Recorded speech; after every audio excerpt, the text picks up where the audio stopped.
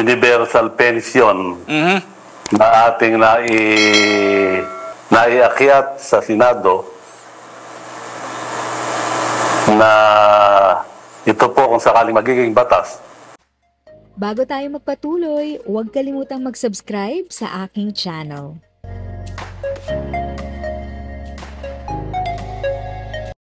Thank you sa pag-click ng aking video. Good day po sa lahat ng mga nanonood. Sa mga bagong viewers at napadaan lang, by the way, I'm Tita Eda. Welcome to my channel. Ang channel na maghahatid sa iyo ng dagdag kaalaman tungkol sa government services, bagong mga balita at informative videos na galing sa legit na resources. Mag-subscribe na para updated ka. Ngayon po, mapunta tayo rin sa aming mga panukala. Yung isang ko po sa ating universal pension na ating naiakyat sa Senado na ito po kung sakaling magiging batas ay lahat ng senior citizens ay makakatanggap po ng pension mula sa gobyerno. Ano man po ang estado nila sa buhay. Ibig sabihin, rich or poor, pensioner or non-pensioner, lahat na po ay makakatanggap. Nako, maganda yan. Para wala nang diskriminasyon, ano? Wala na po.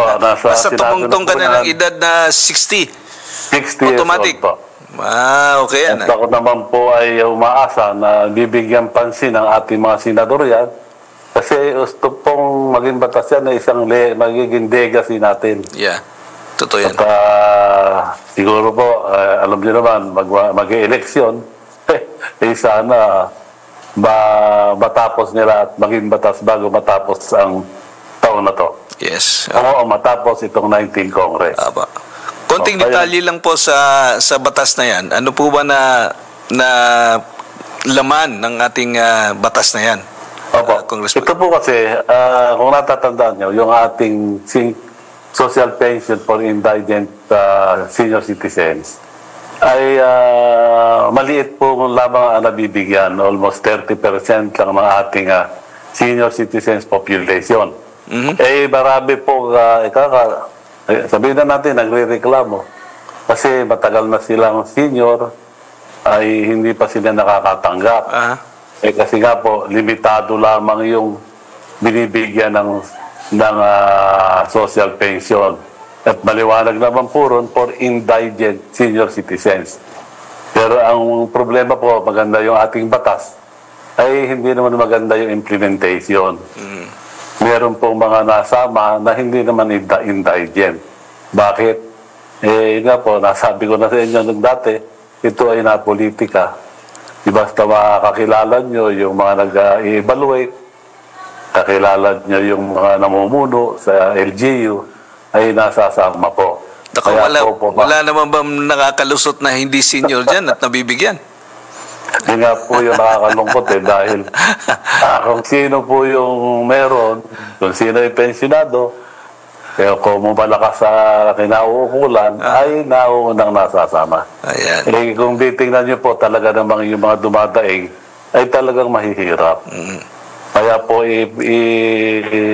ipinasa natin sa Kongreso na kung maaari, itong universal pension nga, ang laman po nito, lahat po na ng senior citizens, kung maging batas, ay makakatanggap na po. Maganda ho yan. So ngayon, pasado na ho sa Kongreso, pinasa na nga ho ngayon sa nasa Senado na po.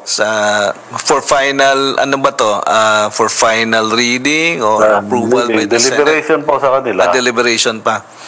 Opo. Okay, maganda ho. Kasi dadaan pa rin yan ang third reading. Sana naman po ay mapagbigyan tayo. Ngayon, kung naibigay ho itong sabihin natin pension sa lahat ng senior citizen, tinitingnan na ho na magkano naman ho talagang budget nito, Congressman? Actually po, ang aming original proposal is 1,000.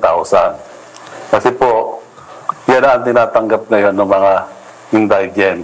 Okay. Pero, yun nga po, sa kakulangan ng pondo, ay ginagagawin na lamang pong 500. Bababa na naman 500. Hindi, yung pong 1,000 na tumatanggap, hindi po babawasan. Okay. Yun lang pong mga hindi pa tumatanggap. So yung wala pang natatanggap ngayon, yung kung baga hindi ka qualified indigent, okay? O wala ka sa listahan, Actually po, 1,000 pa rin ang tatanggapin mo. Opo, yung pong dating tumatanggap. Okay. So, kasama din ho yun sa listahan na hindi pa nalinis ng mga indigent, kaya lang nakakatanggap pa rin ng 1,000. Opo, kasama po. So, patuloy ho yung natatanggap nila kahit hindi sila indigent. Yun nga po ang masakit eh. So, ngayon, so bakit ano naman ho ang rason? Babawasan ho ng instead na 1,500 na lang dahil sa kakulangan ho ng budget? Hindi po. Yung pong tumatanggap ng 1,000 sa ngayon, hindi po sila babawasan. Opo, klaro po yun, no? Opo. Hindi ho babawasan ho nakakatanggap. Pero may Opo. question ho din. Kasi tanong nga ho natin, ilan ho doon sa mga nakakatanggap ngayon na 1,000 ay hindi talaga indigent? May question dyan. So, ibig sabihin yan, dahil sa panukala na to, ipapatuloy ho nila yung pagtanggap nila. Kahit hindi po sila indigent.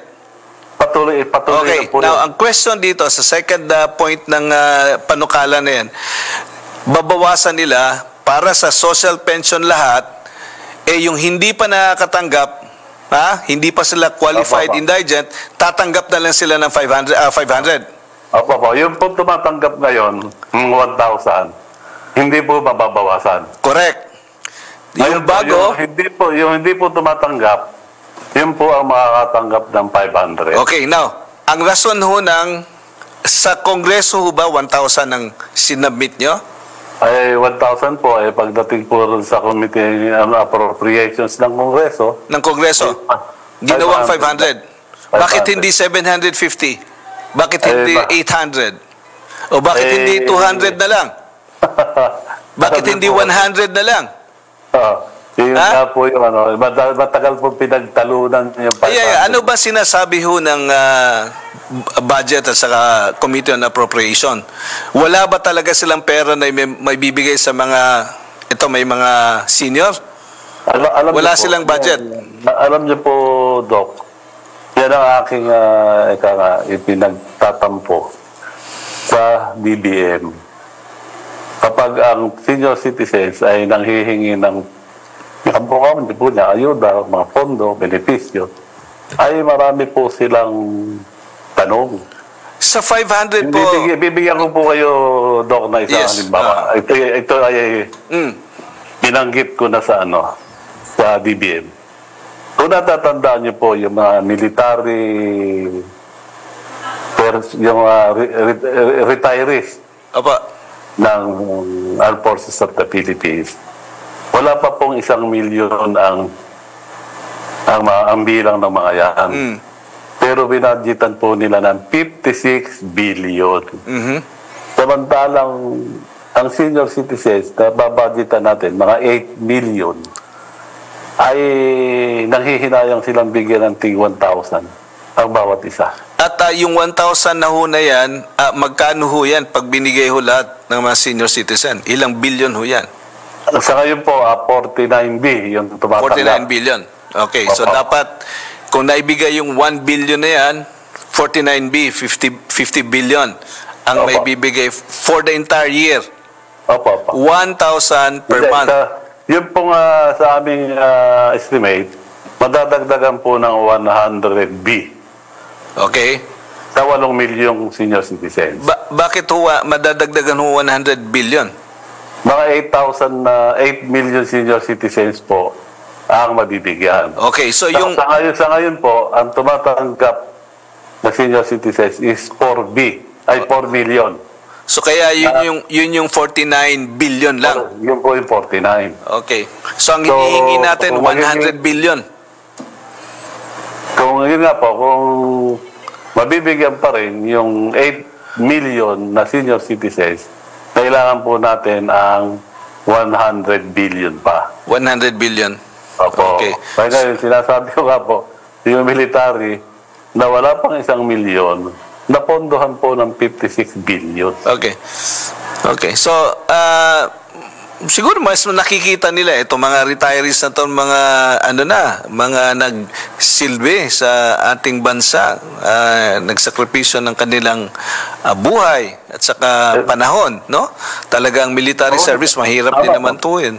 At tama naman po, they might have probably seen the importance of their, sabihin natin, job para sa ating bansa. Kaya nabigyan sila. Okay. Now, sa atin, yung hinihingi nating 1,000, hindi ho maibibigay. Kaya sabi nila, 500 pesos na lang muna. O baka dyan na lang muna batas. 500. Opo. O ngayon, Congressman, may tanong ko lang po. Alam naman ho natin sa mahal ng mga bilihin sa panahon na to. Ano po ba yung nabibili ng isang 500 sa isang buwan? Ha? Ano po ba? At saka, bakit to 500? Ba't hindi 750? O hindi 250? Napaka, sabihin natin, para bang, gusto ko lang ibigay ng 500 para makabili naman kayo ng ice cream. Opo, parang gano'n na lang. Ganun ho ba ang tingin ng mga ating mambabatas sa atin? Ayun po, yun nga po ang aking sinasama ng loob. Dahil pagka tayo yung mga senior citizens ay nanghihingi ng... Para tayong pabigat sa kanila. Para po tayo nanlilimos. Yun yes, at saka para tayong nalilimos. If sa tingin mo, natulungan ka ng video ko na ito, nakasave ka sa oras mo, you can click yung thanks button at any amount ay malaking help sa pag-grow ng channel ko. Yun lang po muna ang aking update. Sana ay nakatulong na dagdag kaalaman ang aking shinare today. Ang goal ng aking channel ay mag-create ng awareness. Kung ganitong mga topic ang gusto mo, panoorin mo ang mga videos ko na ito.